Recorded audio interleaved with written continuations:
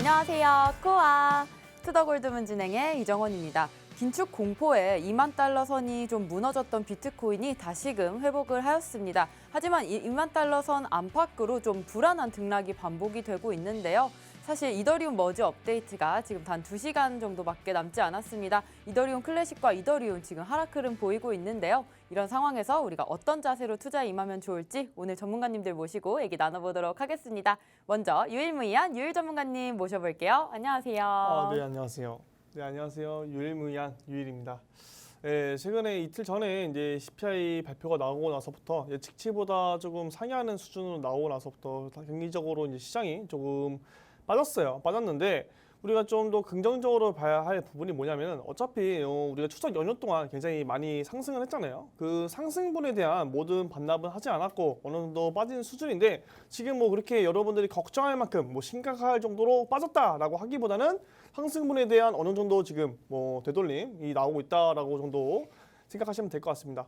그리고 이제 CPI 지수가 예상치보다 조금 높게 나왔다고 해서 많은 분들이 좀 걱정하시는 분들이 많을 것 같아요. 하지만 이제 저번 달 이제 CPI 지수를 보면은 예측치가 이제 8.7%였는데 8.5%가 나왔어요. 그러면서 이제 예측치보다 낮게 나옴으로써 단기적으로 시장이 급등이 나왔죠. 근데 이번에는 저번 달보다는 조금 낮게 8.3%가 나왔는데 어쨌든 지금 인플레이션 상황을 보면은 조금씩 둔화되고 있는 과정이 아닌가라고 생각이 듭니다. 뭐 단기적으로는 예측치보다 높게 나와서 시장이 좀 빠졌지만 중장기적 관점으로 봤을 때 인플레이션이 정점을 찍고 조금씩 둔화가 되고 있다. 그로써 이제 시장이 조금씩 안정이 될 수도 있다라고 생각합니다. 그렇기 때문에 여러분들 너무 그 CPI 지수에 너무 연연하지 마시고 지금 시장을 어떻게 우리가 대응해야 되고 단기적으로 어떻게 나아가야 될지 그런 것들을 생각하시면서 차근히 냉정하게 시장을 바라보시면 좋을 것 같습니다. 네, CPI 지수 때문에 좀 미증시가 하락을 한 경우도 있지만 하지만 우리 시장 CPI 너무 연연하지 마시고 시장 좀 지켜보시면 좋을 것 같습니다. 계속해서 우리 코인한스님 모셔볼게요. 안녕하세요. 네, 반갑습니다. 네, 안녕하세요. 반갑습니다. 코인한스 전문가입니다.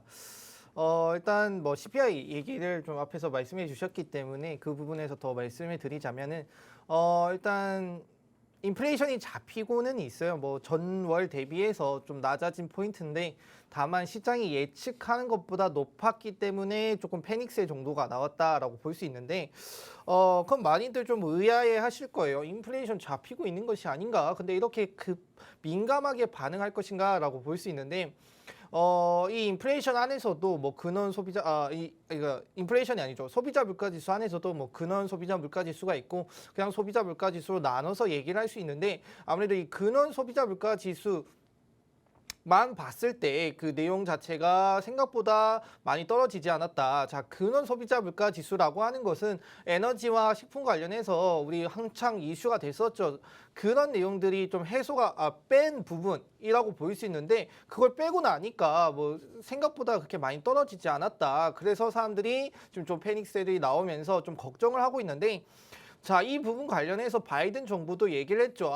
생각보다 인플레이션이 그렇게 빠르게 잡혀가고는 있지 않다. 다만 잡혀가고 있기 때문에 이걸 원동력으로 잡고 좀 더 열심히 또 그다음에 또 하드하게 달려보자 이런 내용들도 나오기도 했었어요. 그 내용들 보시면은 일단 사람들이 얼마나 민감하게 이 시장을 이런 데이터를 시장에 반영하는지 좀 확인할 수 있을 것 같아요. 그래서 우리도 똑같이 이렇게 좀 그냥 민감하게 반응하기보다는 어차피 이렇게 떨어지고 나면 좀 시간이 지나면 다시 올라오거든요. 그런 부분들 보시면은 우리가 그렇게 겁먹을 필요가 없다. 지금 당장 이렇게 빼더라도 결국에는 이 부분이 이렇게까지 뺄 부분이 아니라는 걸 확인을 하고 다시 들어오는 모습을 확인할 수 있기 때문에 당장은 힘들더라도 조금 더 길게 보시면 괜찮다. 그러니까 멘탈 관리 잘 하시면 또 투자 도움이 될 것이다 라고 말씀을 드리고 싶습니다. 네, 지금의 하락분에 전혀 걱정할 필요 없다는 말씀까지 주셨습니다. 저와 계속해서 코인 소식 살펴볼 텐데요. 같이 화면 보시겠습니다. 네, 미국 재무부에서 토네이도 캐시가 일부 사용자 출금을 허용한다고 전했습니다. 네, 다음으로 바이낸스에서 인도 암호화폐 가세에 따른 반사 이익을 좀 얻고 있는데요. 인도에서 어떤 것 때문에 이렇게 수혜를 입고 있는 걸까요, 유일님? 아무래도 인도에서 지금 인도 암호화폐 거래소에서 세금이 굉장히 과하게 좀 부과가 되고 있어요. 뭐 30%에다가 플러스 이제 원천 징수로 1%까지 이제 암호화폐 세금 규제가 강력하다 보니까 많은 사람들이 굳이 인도 내에서 암호화폐를 거래를 할 필요가 없죠. 수익을 보는 족족 30%를 내놔야 한다니 이게 얼마나 지금 피 같은 돈인데 그렇지 않습니까? 그러다 보니까 많은 사람들이 이제 해외 거래소 해외 거래소 하면 유명한 1위 거래소 바이낸스, FTX, 코인베이스 등등 많은 거래소가 있죠. 이제 그런 거래소들로 지금 보면은 세금 규제가 제대로 되어 있지 않고 있어요. 그러다 보니까 굳이 국내에서 있는 암호화폐 거래소를 이용하기보다는 제대로 수익을 보기 위해서 해외 거래소를 많이 이동하는 추세가 보이고 있다. 이런 게 좀 호재로서 작용하고 있는데 이런 게 좀 어떻게 반영될지는 제가 좀 뒤에서 준비를 해왔기 때문에 좀 자세하게 얘기를 좀 해드리도록 하겠습니다. 네, 다음 소식 보겠습니다. 네, 미국 연방거래위원회가 셀시우스 파산 절차 참여를 신청했습니다. 네, 마지막으로 셀시우스가 암호화폐 대출에서 커스터디로 사업 개편을 고려 중입니다. 세 번째 거 미국 연방거래위원회 얘기를 좀 해볼 건데요. 지금 셀시우스가 파산 절차를 신청을 했고 지금 네 번째 소식을 보면 또 커스터디로 사업을 개편한다고 합니다. 이 부분 유일님께서 좀 짚어주시죠. 역시 셀시우스 하면은 또 여러분들이 많이들 아실 거예요. 최근은 뭐 아니지만 몇 개월 전에만 해도 우리 셀시우스 ST 이더 이제 디패깅 사건으로 인해서 암호화폐가 이제 또 한 번 급락이 났었죠. 그때 그러면서 이제 이더리움 같은 경우, 이더리움 클래식이나 이더리움 같은 경우는 굉장히 엄청난 급락세가 보이면서 이더리움은 하나로 약 130만 원 가량 가까이 빠졌다가 지금 굉장히 많이 올라온 상태인데 이제 이더리움의 문제가 없음에도 불구하고 이더리움과 이더리움 클래식 이제 이런 블록체인의 문제가 없음에도 불구하고 이런 관련된 디파이 플랫폼에서 문제를 일으켜서 연쇄 줄창산이 나고 그러면서 다른 코인들까지 생태계까지 굉장히 망가뜨리는 이런 사건이 있었습니다. 이런 것들 보면은 아직까지도 암호화폐 이제 대출 플랫폼이라든지 디파이 플랫폼 등에서 제대로 된 규제안이 나오지 않고 많은 사람들이 그런 것들을 이용해서 내가 생각했던 것보다 돈을 이제 예치를 하고 새롭게 대출을 받고 그 돈으로 또 대출을 받고 이런 식으로 계속 반복하다 보니까 레버리지 효과가 나오면서 이제 많은 사람들이 계속 이제 피해를 본 것 같아요. 거기다가 이제 셀시우스 측에서는 거기다가 고객들의 돈까지 손대는 그런 사건이 있었습니다. 굉장히 안 좋은 사건이죠. 그렇다 보니까 암호화폐 시장에 굉장히 악재로서 남았는데 지금 셀시우스뿐만 아니라 3에로 캐피탈이라든지 블록파이라든지 계속 암호화폐 대출 플랫폼들 연쇄 줄창산 되는 거냐, 파산되는 거냐, 암호화폐 시장이 이렇게 되면은 와르르 무너지는 거 아니냐라는 걱정을 하시는 분들이 많을 거예요. 하지만 지금 어느 정도 이런 사건을 인해서 이슈화가 되고 규제안이 제대로 생겨나야 이제 우리가 투자하시는 분들이 암호화폐 대출 플랫폼이라든지 디파이 플랫폼 이런 것들을 제대로 활용할 수 있겠다라고 좀 생각이 듭니다. 네, 오늘의 코인 소식 유일 전문가님과 함께 봤습니다. 항상 시장에 어떤 이슈와 호재들이 있는지 저희 투더골드문과 함께 해주시면 좋을 것 같은데요. 계속해서 저희 썰전 코너 갈 겁니다. 오늘 주제 예상치보다 상회한 CPI 또 그리고 기다리고 있는 이더리움 머지 업데이트에 대해서 얘기 나눠보도록 하겠습니다. 저번에 유일 전문가님 나오셔서 CPI 한 7%대 나왔으면 좋겠다라고 말씀해 주셨는데 8.3% 나오면서 예상치보다 좀 상회했습니다. 어떻게 보시나요, 유일님? 네, 아무래도 제가 이번 CPI는 조금 예측하기가 힘들다고 말씀드린 부분이 있어요. 근데 제가 이제 왜 예측치보다 좀 낮게 일단 나올 거라고는 머릿속으로 어느 정도 기대하고 좀 생각을 하고 있었습니다. 그 이유로는 이제 우리가 결국 이 인플레이션이 에너지와 식료품 관련해서 굉장히 문제가 있었는데 식료품 관해서는 문제가 어느 정도 잡히고 에너지 관련해서 이제 유가라든지 가스라든지 이런 것들이 가격이 조금씩 하락하면서 인플레가 조금씩 안정되겠다. 그럼 이번에 이제 인플레에서 이제 CPI에서 어느 정도 낮은 수치, 둔화된 수치가 보여지겠다라고 생각을 하고 있었는데 생각보다 조금 저번 달에 비해는 좀 낮아졌지만 제 예상과는 다르게 조금 많이 높게 나온 부분이 나와 있어요. 그럼으로 인해서 이제 시장이 단기적으로 급락이 나왔는데 그리고 나서 이제 어제까지만 해도 조금씩 급락 이후에 이제 횡보하면서 조금씩 이제 알트코인들이 반등이 나오는 모습이 좀 보였어요. 좀 안정되는 모습이 보여지다가 지금 또 시장을 바라보면은 다시 조금씩 빠지기 시작하는데 최근에 이제 몇 개월 동안 제가 이제 이 코인 시장, 암호화폐 시장을 계속 흐름을 읽어본 결과 이렇게 지금 거시적인 경제 지표라든지 특정 이슈라든지 이런 것들을 위해서 변동폭이 굉장히 많이 나고 있거든요. 근데 항상 저번 달 CPI 이제 발표될 때 흐름을 여러분들이 보셨을지는 모르겠는데 저는 계속 보고 있었습니다. 그 전에는 시장이 조금 빠지고 있었어요. 저번 달에 빠지고 있다가 이제 CPI가 발표되고 난 후에는 갑자기 급등을 했어요. 왜 예상치보다 낮게 나왔으니까 그런 모습을 보였고 이번엔 또 반대로 나왔습니다. 이번에는 CPI가 발표되기 전에 시장이 올라갔죠. 추석 연휴 동안 올라가다가 CPI가 발표되고 나서 급락하는 모습이 보였어요. 이런 모습들이 몇 개월 동안 계속 보였는데 이번에도 오늘도 중요한 이제 발표가 있죠. 이더리움 머지 업데이트 관련해서 발표가 있는데 이거 발표되기 전에 지금 시장이 왠지 모르게 조금씩 빠지고 있는 모습이 보여집니다. 그렇기 때문에 이번에 이더리움 머지 업데이트가 성공적으로 뭐 될지는 안 될지는 아무도 모르지만 그거는 뭐 추후에 가봐야 알겠지만 지금까지 상을 이제 지켜봤을 때 지금 빠지는 것은 오히려 이더리움 머지 업데이트 이후에 뭔가 상승할 여력이 있다라고 생각이 들기 때문에 여러분들이 이 부분에 있어서는 한번 흐름을 체크해 보시고 그렇다고 유일 전문가가 그럼 발표되기 전에 빠지면 올라가면 빠지는 거니까 난 반대로 하면 되겠네라고 생각하지 마시고 한번 유일 전문가가 어떤 부분을 이제 말하는 건지 어떤 부분을 체크하고 넘어가라는 건지 한번 흐름을 한번 읽어보시라고 여러분들께 권유해드리고 싶습니다. 그렇기 때문에 지금 단기적으로 뭐 시장 빠진다고 해서 지금 뭐 손절 쳐야지 뭐 그럴 필요 없어요. 시장 뭐 여전히 박스권 안에서 횡보 중이고 그렇게 걱정할 만큼 빠지지 않았으니까 여러분들 끝까지 시장 냉정하게 바라보시면서 투자하시면 좋을 것 같습니다. 예상치보다 높게 나왔던 CPI는 그 전의 흐름이 CPI 발표에 좀 급등을 했었고요. 예상치보다 좀 낮게 나왔을 때는 CPI 발표 후에 좀 급락이 나온 시장이었습니다. 따라서 이런 상황을 봤을 때 지금 이더리움 머지 업데이트를 단 몇 시간 앞두고 지금 빠지고 있는 상황이기 때문에 오히려 업데이트가 완료된 이후에는 좀 상승을 할 수 있겠다라는 관점도 짚어주셨는데요. 오늘 이더리움 머지 업데이트 정말 큰 이벤트가 있는 만큼 좀 이더리움 얘기 계속 해보려고 합니다. 이더 마이닝의 채굴이 종료됐다는 소식이 있는데 한수님 좀 짚어주시죠. 일단 이제 아직 종료는 되지 않았고요. 이제 곧 종료가 될 것이다라는 내용으로 볼 수 있을 것 같아요.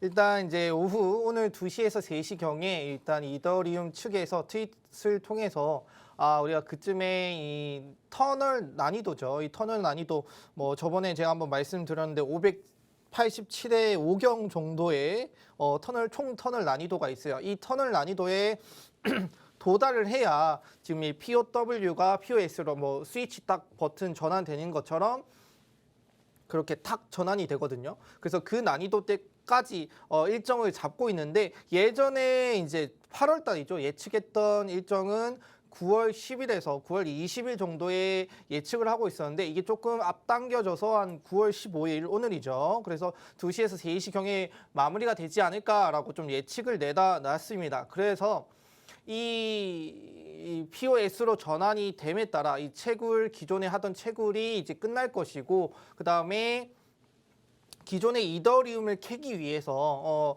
우리 마이닝을 했죠. 채굴이라고 하는 걸 마이닝이라고 하는데 이 마이닝이 끝날 것이다. 현재 90만 명 이상이 컴퓨팅 파워를 통해서 이 채굴을 하고 있는데 이 채굴이 끝날 것이고 그리고 이렇게 채굴이 끝나게 됨에 따라서 이더리움이 이제 뭐 여태까지 뭐 100% 정도가 채굴이 되었다라면 거기에 한 90%에서 99% 정도가 감소된 정도의 이더리움 이제 스테이킹이죠. 스테이킹을 통해서만 이더리움을 가질 수 있는 내용으로 나올 것이다. 그래서 이더리움을 이제 추종하는 입장에서는 이더리움이 그렇게 됨에 따라서 디플레이션이 될 것이고 이 디플레이션이라는 뜻은 이더리움 자체가 우리가 채굴을 통해서 여태는 누구든지 채굴을 통해서 가질 수 있었다라면은 이제는 이더리움을 가진 사람들만 이더리움에 관심이 있는 사람들만 이더리움을 받을 수 있고 그 받을 수 있는 퍼센티지가 100분의 1로 줄어준 형태로 진행이 될 것이다.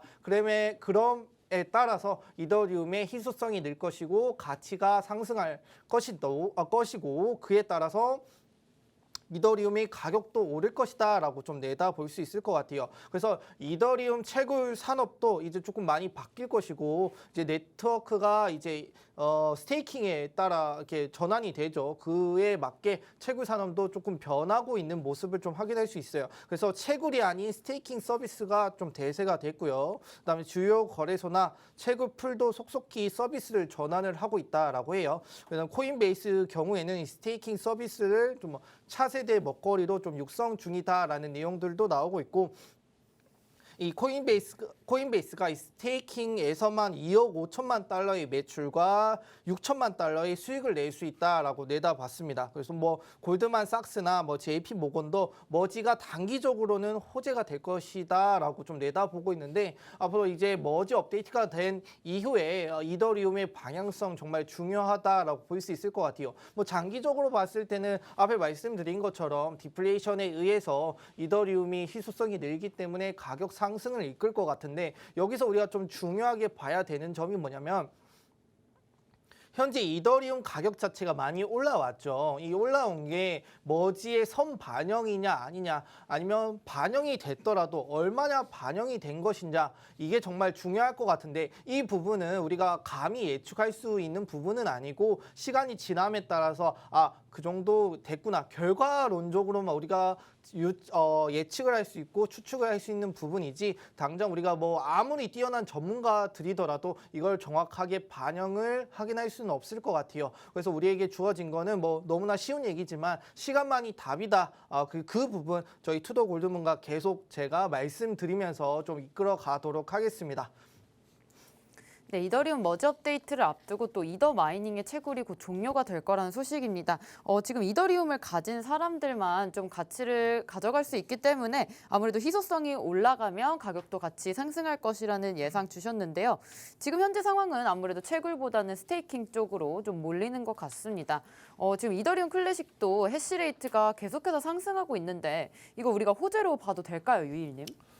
일단 이더리움 클래식 해시레이트 얘기 말씀하기 앞서 이제 한수 전문가님이 이더리움 지금 머지 업데이트 관련해서 뭐 선반영이 되어서 많이 가격이 뭐 올랐나 안 올랐나 이런 얘기를 하시는 분들이 많을 거예요. 그런 부분에 있어서 일단 제가 아까 말씀드린 이제 셀시우스 ST 이더 이제 디패깅 사건으로 인해서 이더리움과 이더리움 클래식이 굉장히 급락을 했어요. 그때 당시에 굉장히 급락을 했고 말도 안 되는 급락을 했습니다. 그거에 있어서 어느 정도 이제 우리가 항상 시장을 알고 있잖아요. 급락을 하면은 어느 정도 기술적 반등이 나와요. 그거에 대한 어느 정도 기술적 반등에 플러스 이제 머지 업데이트 이슈까지 더해져서 이 시장이 이제 이더리움이 조금 올라간 것이지 그 단지 이더리움 머지 업데이트 관련해서 그 단일 이슈를 많이 해서 올라갈 수는 없다. 그냥 그렇게 생각하거든요. 왜냐하면은 이더리움 자체는 문제가 전혀 없었어요. 뭐 거의 뭐 블록이 뭐 멈춘다거니 뭐 이더리움 기반 뭐가 이상한다거니 뭐 그런 악재도 없고 그냥 ST 이더 그냥 다른 대치 플랫폼에서 이더리움 갖고 이렇게 뭐 했는데 거기서 문제가 생겼다더라.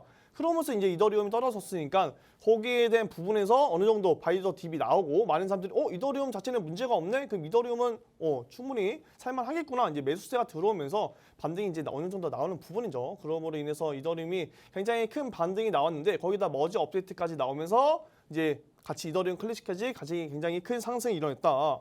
그러면서 이제 이더리움 클래식이 최근에 해시레이트가 계속 지속적으로 늘어나고 있어요. 결국은 지금 원래 전에는 이제 머지 업데이트 전에는 이더리움과 이더리움 클래식이 뭐 이더리움이 오르면 이더리움 클래식도 오르고 이더리움 클래식이 오르면 이더리움도 오르고 이런 이제 상승 가기가 아니었는데 지금은 머지 업데이트 이후에 같이 이제 오르는 시장이 되었습니다. 그 이유로서는 이제 어쨌든 기존에 채굴기로 이제 이더리움을 채굴하는 사람들이 결국 머지 업데이트 이제 이슈 때문에 채굴기를 어떻게 우리가 뭔가를 채굴을 해야 되는데 채굴기는 샀는데 뭔가를 채굴을 해야 되잖아요. 그런 이제 이더리움 클래식으로 넘어갔는데 그러다 보니까 기존에 이더리움 클래식 이제 채굴을 하던 사람들이 있고 그리고 새롭게 들어온 사람들이 있어요. 결국 이제 이더리움 클래식 요거를 이제 나눠서 우리가 먹어야 하는 건데 그렇다 보니까 해시레이트가 굉장히 높아지면서 이더리움 클래식 가격이 엄청나게 가격적으로 폭등이 나온 것이죠. 이런 것들을 보면은 이더리움 클래식 지금 해시레이트가 계속 지속적으로 늘어나고 있고 추후에 지금 최근에 뭐 2% 넘는 상승을 보였다고 하더라도 나중에 추후에 이제 암호화폐 시장이 다시 회복이 되고 지금 뭐 금리가 인하되고 인플레이션이 잡힌다면은 이더리움 클래식과 이더리움은 진짜 어마어마한 상승세를 보여줄지도 모른다라는 생각을 가지고 있습니다. 그렇기 때문에 뭐 혹시나 지금 이더리움 클래식이나 이더리움의 막 좀 고점에 물리신 분들이 뭐 이더리움 어떡하나요? 이더리움 클래식 이만큼 올랐는데 지금이라도 좀 빨리 손절 쳐야 하나요? 뭐 이렇게 물어보시는 분들이 많아요. 하지만 지금 그렇게 고민하실 필요는 없고 아직 암호화폐 시장이 많이 내려온 시점이고 회복하기에도 많은 기회비용이 남아있다. 그렇기 때문에 이더리움과 이더리움 클래식을 가지신 분들이라면 조금 더 여유로운 이제 중장기적 관점으로 보시면은 굉장히 이 시장이 편안해질 거다라고 좀 말씀드리면서 이 시장 항상 냉정하게 보시면 될 것 같아요. 그리고 이더리움 클래식 같은 경우 수요와 이제 공급에 버티기위해서 굉장히 폭등할 것이다라고 생각하고 있습니다. 네, 이더리움의 클래식 해시레이트가 계속 올라가고 있는 것도 조금 우리가 장점으로 받아들이고 좀 투자를 하셨으면 좋겠다는 말씀 주셨는데요. 이더리움 머지 앞두고 지금 세 가지 사기 우리가 좀 조심을 해야 될 게 있다고 합니다. 이 부분 좀 짚어주시죠, 한수님. 일단 뭐 이더리움 머지가 있으니까 이에 관련해서 여러 가지 또 사기 행각이 좀 벌어질 수 있기 때문에 그 부분 여러분들 좀 유의하시라라고 좀 내용을 가져와 봤습니다. 일단은 뭐 이제 암호화폐 자체에서는 이 머지 업데이트를 정말 중요하게 생각을 하고 있어요. 어떻게 보면 이 터닝 포인트로 좀 생각을 하고 있는데 그만큼 이 터닝 포인트라는 것은 사람들이 그만큼 관심을 가지고 그다음에 여러 가지 이슈가 생길 수 있는 내용들이기 때문에 여기 이 이슈 안에 또 사기도 포함이 될 수 있다라는 걸 좀 알려드리고 싶네요. 일단 스테이킹 풀 사기부터 좀 말씀을 드리고 싶어요. 뭐 이더리움에선 블록 생성에 32이더가 좀 필요해요. 뭐 예치를 해야 되거든요. 스테이킹 하기 위해서는. 근데 이 예치한 거는 추후 업데이트에 따라서 뭐 이렇게 출금을 할 수 있는데 이 32이더라고 하는 건 7천만 원 정도 가량의 그 가격을 가진다라고 해요. 그래서 뭐 스테이킹 풀에 가입해 수익을 공유해서 받는 방식을 가지고 있는데 국내 뭐 거래소인 업비트나 빗썸 등등도 이 예치 서비스를 진행하고 있죠.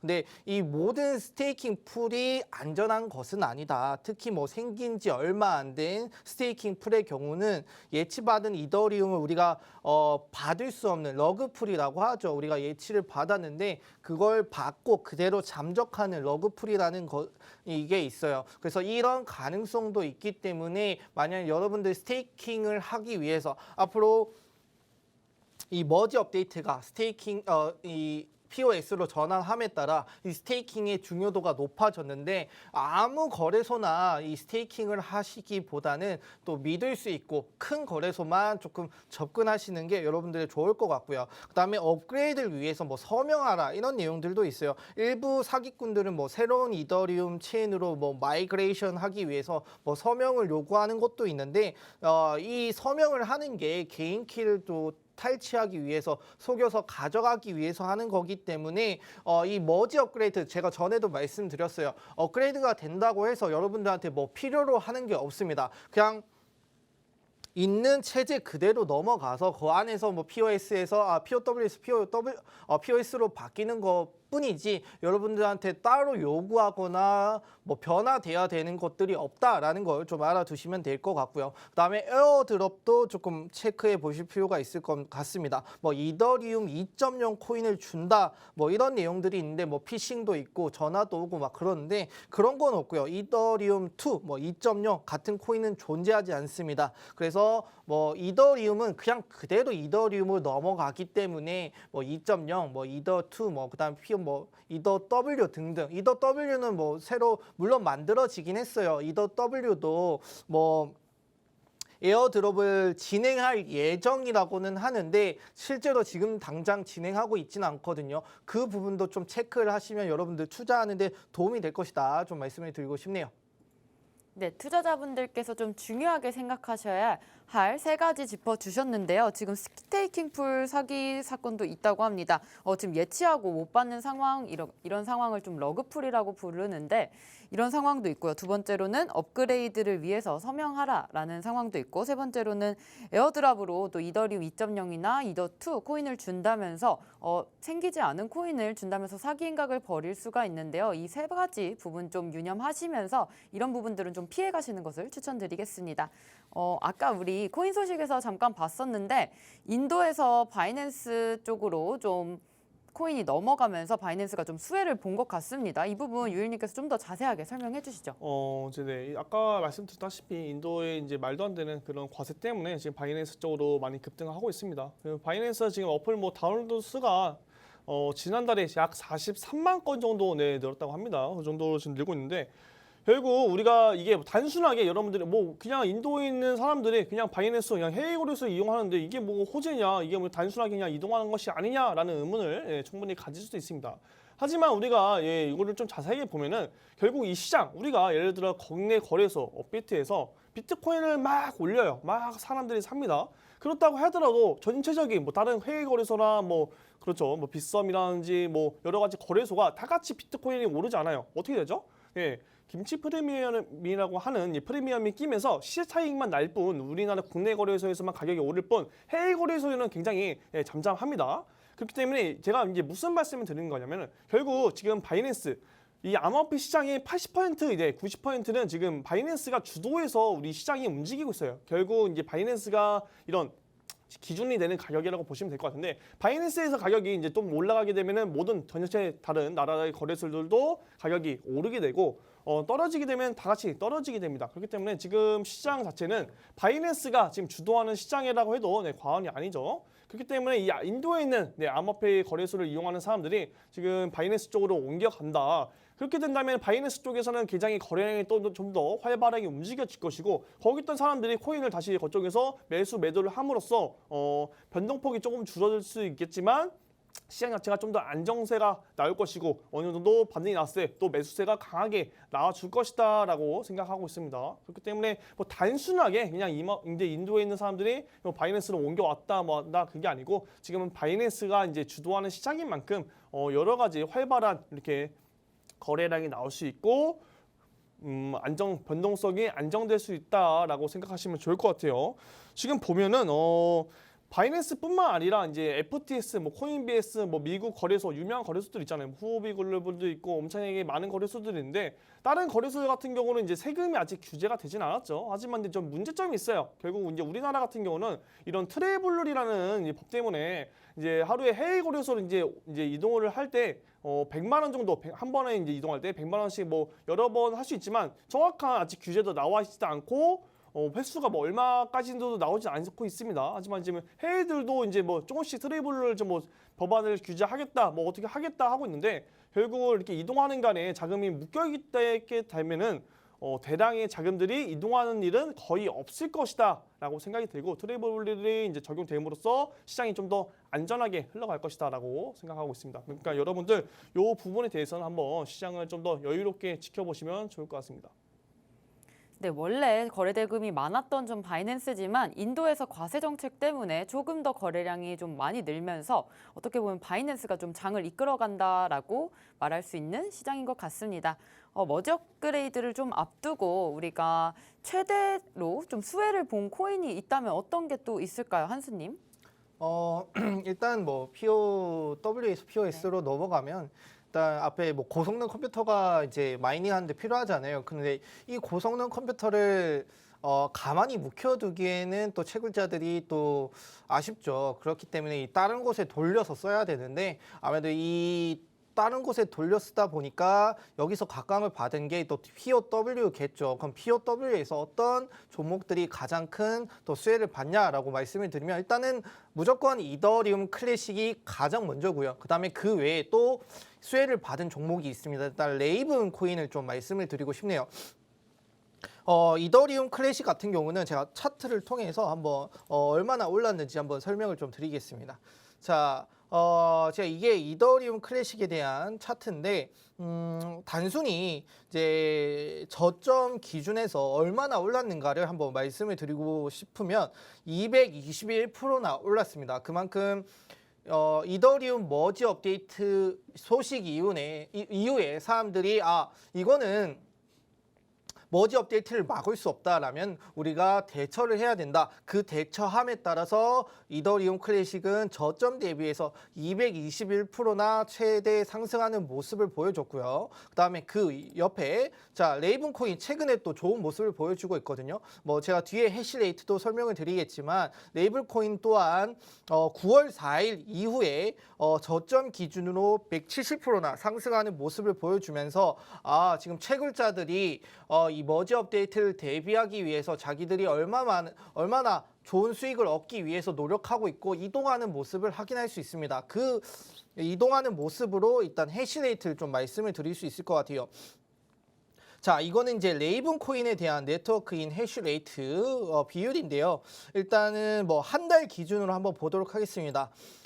지금 15일이니까 저번 달 15일 기준으로 해시레이트가 2.5 정도의 해시레이트를 가지고 있었다라면은 지금 한 달이 지난 이후 지금 10 정도의 수치를 보여주고 있어요. 한 달 동안 약 400%의 해시레이트 상승을 보여주면서 이 해시레이트 자체가 뭐 가격 상승을 꼭 이끈다라고 보기는 힘들겠지만 해시레이트가 높아진다라는 것은 네트워크의 보안성이 높아진다라고 볼 수 있고 네트워크의 가치가 높아진다라고 볼 수 있기 때문에 이 가치 자체가 또 가격에 반영되는 것을 확인할 수 있다. 그래서 레이븐 코인을 뭐 간단히 차트를 보신다라고 하면 이건 주봉인데 아마도 많은 분들이 물리셨을 거예요. 그 이후에 거래량이 저조하다가 최근에 들어서 이제 거래량이 이제 터지는 모습을 확인할 수 있는데 이 레이븐 코인을 가지고 계신 분들이라면 지금 이제 다시 저점이 끝났고 상승하는 걸 기대해 볼 수 있다. 그리고 뭐 주봉으로 봤을 땐 저항 라인을 부딪히고 내려올 가능성이 있기 때문에 조금 쉬었다, 매도하셨다 다시 접근하시는 걸 추천드린다 말씀을 드리고 싶습니다. 네, 오늘 이렇게 예상치보다 상회한 CPI 그리고 남은 머지 업데이트까지 좀 얘기 나눠봤습니다. 저희는 잠시 후에 코인스쿨로 돌아오겠습니다.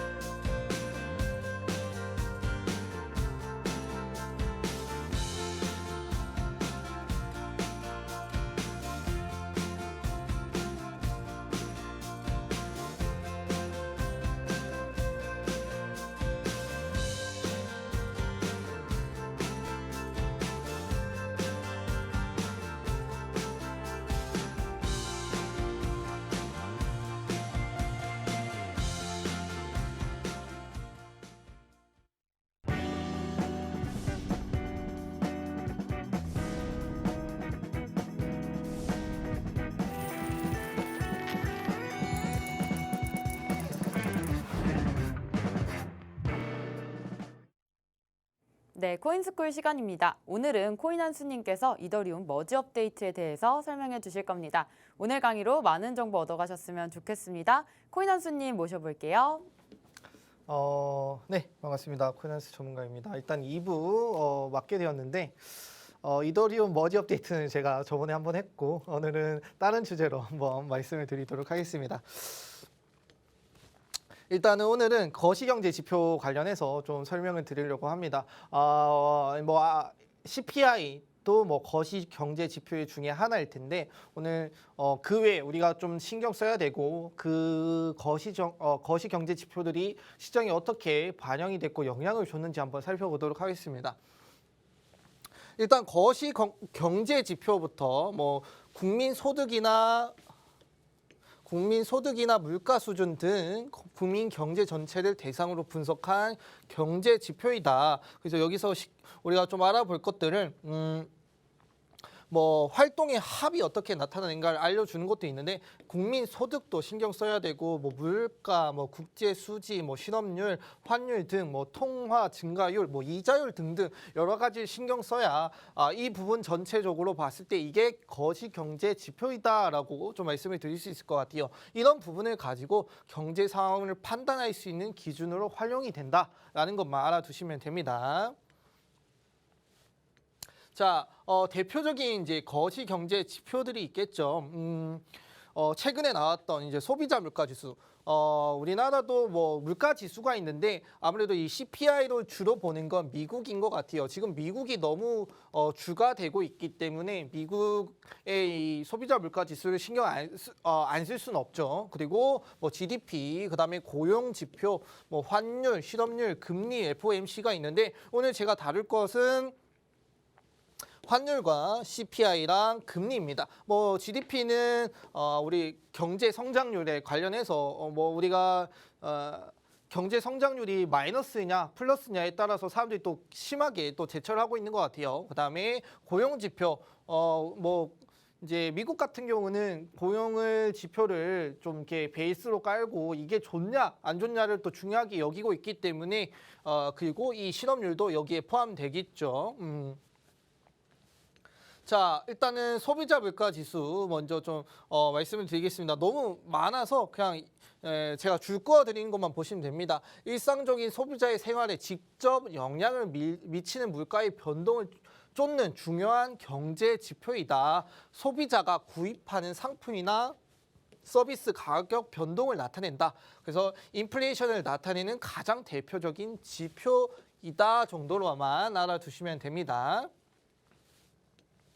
자, 일단 요거는 이제 그 미국의 소비자 물가 지수가 발표됐던 날짜와 그 다음에 실제 예측, 뭐 이전 등등에 대한 내용이에요. 그래서 빨간색은 예측하는 것보다 많이 나왔다라는 뜻이고 파란색은 적게 나왔다라는 뜻인데 4월 달부터 전체적으로 봤을 때 시장이 예측하는 것보다 이 소비자 물가 지수가 전체적으로 높게 나오는 상황을 좀 체크를 할 수 있죠.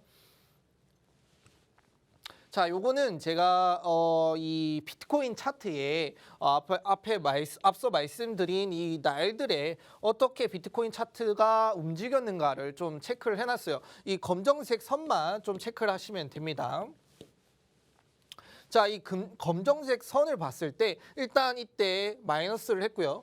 플러스 제가 구분해서 말씀을 드리겠습니다. 좀 잘 안 보이실 것 같아서 일단은 마이너스, 그다음에 여기는 플러스, 여기도 마이너스, 여기는 플러스를 했고요. 그다음에 여기도 플러스를 했습니다. 일단 이 CPI 자체가 전체적으로 딱 그 발표가 됐을 때 우리가 신경 써야 되는 거는 그 전 부분인 것 같아요.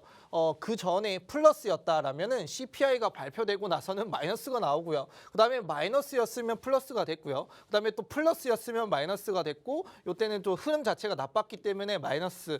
여기는 마이너스였으면 플러스가 됐고, 여기도 마이너스였으면 플러스가 됐어요. 그 말은 즉슨 뭐냐면은 전체적으로 그 전이나 그 전날이나 그 전전날의 흐름을 보면은 CPI가 발표되고 난 다음에 그 시장이 오를지 말지를 좀 판단할 수 있어요. 자, 최근에도 지금 시장이 플러스가 됐었잖아요. 그 전까지 계속 올라가다가. 근데 발표되고 나니까 마이너스로 찍혔죠. 그 말은 즉슨 사람들은 CPI가 발표되기 전에 어느 정도 선 반영을 통해서 가격 상승이나 가격 하락을 이루고 난 다음에 실제로 딱 결과가 발표되고 나면은 그에 맞게 올라갔으니까 빼야지, 약간 조정 정도로만 체크를 하시면 될 것 같다. 전체적으로 그러면 앞으로 있을 이 소비자 물가 지수가 대처하기 위해서는 어떻게 봐야 된다?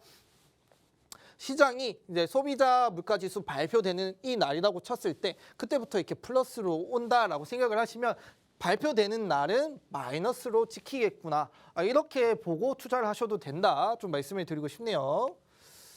자, 그리고 우리가 또 신경 써야 되는 게 환율이 있습니다. 자, 환율이라고 하는 거는 우리나라 원화를 가지고 다른 나라의 통화와 바꿀 때 얼마나 가치를 가지고 있냐를 체크할 수 있는 부분인데 뭐 여기서 보이시는 것처럼 그만큼 현재 원화의 가격이 올라간다라는 뜻은 그만큼 한화의 가격이 떨어지고 있다라고 보시면 될 것 같아요. 그래서 예전에는 제가 뭐 여기 1,100원대 이렇게 하던 게 지금 200원, 300원이나 올라서 지금 하나의 가치는 떨어지고 있고 달러의 가치는 상승하고 있다라고 볼 수 있죠. 자, 근데 여기서 우리가 좀 아셔야 되는 거는 하나의 가격만 떨어지고 있냐? 그게 아니다. 지금 미국의 가치만 올라가고 있지, 엔화도 떨어지고 있고 위안화도 떨어지고 있고 유로도 지금 이제 달러가 유로를 따라잡았죠. 그다음에 파운드도 계속 떨어지고 있는 모습이다. 전체적으로 봤을 때는 지금 이제 미국 자체가 양적 긴축을 함에 따라 지금 전 세계에 뿌려져 있는 달러를 흡수를 하고 있죠. 그 흡수를 하다 보니까 달러의 가치가 올라가고 있고 이 희소성이 증가함에 따라서 다른 통화는 좀 떨어지고 그다음에 미국만 올라가고 있는 모습이다라는 거 좀 체크를 하시면 됩니다. 자, 환율 지금 이제 환율에 대한 차트를 나타내고 있는데 예전부터 보통 이제 우리가 볼 수 있는 환율은 한 이 정도 박스권을 그려가지고 뭐 많이 올라가도 이 정도일 것 같아요. 이렇게 올라가면서 여기 안에서 이렇게 놀고 있었어요. 근데 어느 순간부터 이거를 이탈을 하면서 이렇게 차트를 그리기 시작을 했습니다. 자, 뭐 스테이블 코인도 똑같아요. 스테이블 코인이 그거죠. 암호화폐랑 이제 스테이블 코인이랑 뭐 1달러의 예치 이렇게 스테이킹을 하기 위해서 하는 건데 이 달러가 이렇게 올라가면 그 암호화폐가 이 달러에 맞춰가기 위해서 뭐 따라잡아야 되는 수치들도 많고 그렇단 말이죠. 근데 예전에 달러가 어느 정도 안정적인 가격을 형성을 했기 때문에 이 스테이블 코인도 그에 맞춰갈 수 있었는데 이렇게 달러가 엄청난 차트를 보여주면서 이렇게 유동성을 보여준다라는 뜻은 그만큼 스테이킹이 따라가기도 힘들고 그만큼 정세가 혹은 이 투자함에 있어서 좀 어렵다라는 뜻으로 좀 접근할 수 있을 것 같아요. 자, 그 다음에 이거는 이제 제가 이제 비트코인, 이거 비트코인 차트고요. 이거는 환율 차트입니다. 그러니까 달러 차트라고 말씀을 드릴게요. 자, 여기 파란색 선을 제가 이렇게 그어놨는데 요건 이제 2달마다 제가 선을 그어 놓은 거라고 생각을 하시면 돼요. 4월달, 6월달, 8월달이라고 생각을 하시면 되고요. 요것도 똑같습니다. 다 지우고 4월달, 6월달, 8월달이라고 생각을 하시면은 자 4월달에 어느 정도 비트코인의 가격이 조금 높아지는 흐름이 있었어요. 자 비트코인의 가격이 높아지니까 때마침 그 달러의 가격도 이렇게 떨어지는 모습을 확인할 수 있어요. 그러니까 정반대의 흐름을 보여주고 있다라고 좀 체크를 하시면 되죠. 자, 그래서 4월 달에서 6월 달 흘러갈 때 비트코인의 가격이 여기서 저점 한번 찍고 조금 올라오죠. 산을 그어줬어요. 조정과 반등을 보여줬는데 얘도 똑같습니다. 달러도 상승과 조정을 보여줬어요. 그 반대로 흐른다. 자, 그리고 나서 6월 달부터 8월 달까지 흘러갈 때 또 저정이 들어왔고 반등이 들어왔죠. 그다음에 얘도 똑같습니다. 얘는 또 상승, 조정이 들어오는 모습. 그에 따라서 또 가격이 이제 떨어지고 올라가는데 가격이 올라갔다가 떨어지는. 그다음 다시 오르고 있죠. 얘는 그럼 반대로 어떻게 된다? 떨어지고 있는 모습이다라고 좀 체크를 할 수 있을 것 같아요. 그래서 암호화폐를 투자함에 있어서 내가 다른 건 모르겠고 지금 뭐 비트코인을 사야 되냐 그다음에 뭐 전체적인 암호화폐의 흐름을 어떻게 봐야 되냐라고 정말 모르시겠다라면은 환율의 흐름만 보셔도 조금 접근하기 쉬우실 것 같아요. 자, 환율의 흐름과 반대로 비트코인의 가격 자체가 흘러가고 있다. 지금 당분간은 아까 앞에 말씀드린 것처럼 양적 긴축이 뭐 내년, 그 내년까지 진행이 되기 때문에 이런 흐름은 계속 이어질 것이다. 자, 양적 긴축이 끝나고 나서는 또 그때 가봐야 알겠지만 그때는 어느 정도 이런 상관관계가 좀 많이 줄어들 텐데 지금 당장은 이 상관관계가 너무 반대로 극명하게 나타나고 있기 때문에 이 부분 좀 참조하시면 도움이 될 것 같다 말씀을 드리고 싶었습니다. 자, 그리고 이제 금리 관련해서 앞에 제가 오늘 뭐 살펴본다고 했던 것 중에 금리도 포함이 되어 있죠. 자, 금리란 이제 원금에 지급되는 기간당 이자율을 비율로 표시한 거라고 생각을 하시면 됩니다. 뭐 같은 의미로 이자율이라고 생각을 하시면 되는데 뭐 금리나 이자율이나 똑같다라고 보시면 돼요. 그래서 금리 부담이 크다는 말에서 금리는 이자와 같은 의미로 사용되고 있고 금리가 높다라고 말할 때는 금리가 이자율과 같은 의미로 사용된다. 그래서 이자율이 부담이 된다라고 이렇게 생각을 하시면 됩니다. 그래서 여기서 좀 보시면은 금리는 경제활동과 물가에 영향을 주고 외국과의 금리 차이가 국가 간 자본 이동에도 영향을 주기 때문에 환율에도 영향을 준다. 자, 이 말은 즉슨 뭐냐면 저희가 한국도 금리를 올리잖아요. 근데 독자적으로 미국과는 다르게 금리를 올리는데 보통 미국이 올리면 따라서 올리는 경우가 있어요. 그 부분을 이 금리 차이를 메꾸기 위해서 올리는 부분이라고 생각을 하시면 돼요.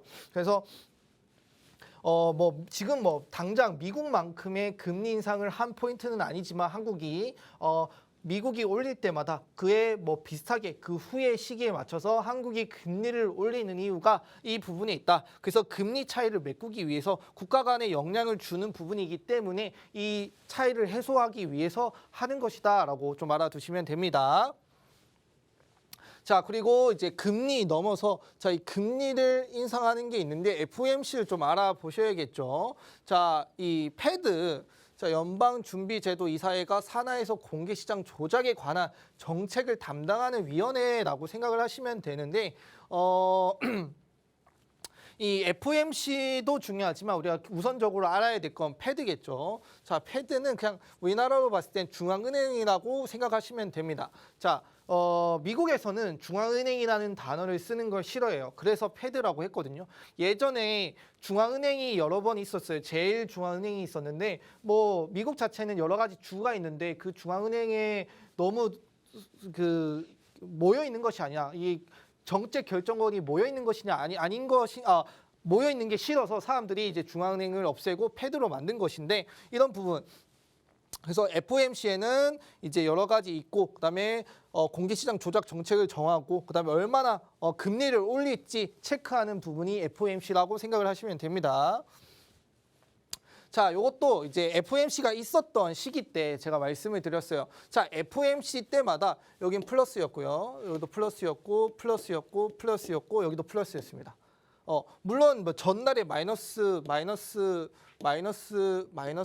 플러스였어요. 전체적으로 이것도 FOMC가 자, 어떤 영향을 주냐면은 그런 것 같아요. 사람들이 지금 이 시장 경제를 어떻게 봐야 되냐 모르잖아요. 근데 그 부분을 여기에 의탁하고 있다, 의지하고 있다라고 생각을 하시면 될 것 같아요. 내가 투자를 해야 되는지, 어떻게 방향성을 봐야 되는지 힘 있는 그런 어떤 기구로부터 좀 듣고 싶은데 그 부분을 이 FOMC를 통해서 우리가 해소를 하고 있다. FOMC에서 나오는 내용을 바탕으로 앞으로 어떻게 투자를 해야 되고 그다음에 내가 여태까지 뭐 선반영을 했든 말았던 이런 부분들이 이 부분에서 정확하게 나오기 때문에 그 부분 말을 듣고 내가 어떻게 스탠스를 취하겠다라는 내용들이 좀 반영되고 있는 것 같아요. 그래서 보시면은 FOMC 때마다 다 플러스를 이어가고 있거든요. 그 말은 즉슨 사람들이 선반영을 통해서 걱정이 반영이 됐고 이 걱정이